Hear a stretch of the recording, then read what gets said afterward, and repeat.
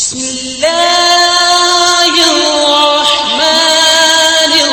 الرحيم هل أتاك حديث الغاشية وجوه يومئذ خاشعة عاملة ناصبة تصلى نارا حامية تسقى من عين آنية ليس لهم طعام إلا من ضريع لا يسمن ولا يغني من جوع وجوه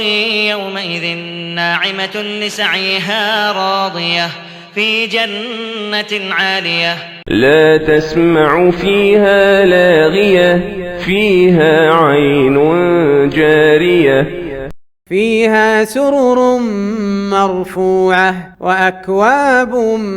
موضوعة ونمارق مصفوفة وزرابي مبثوثة أفلا ينظرون إلى الإبل كيف خلقت وإلى السماء كيف رفعت وإلى الجبال كيف نصبت وإلى الأرض كيف سطحت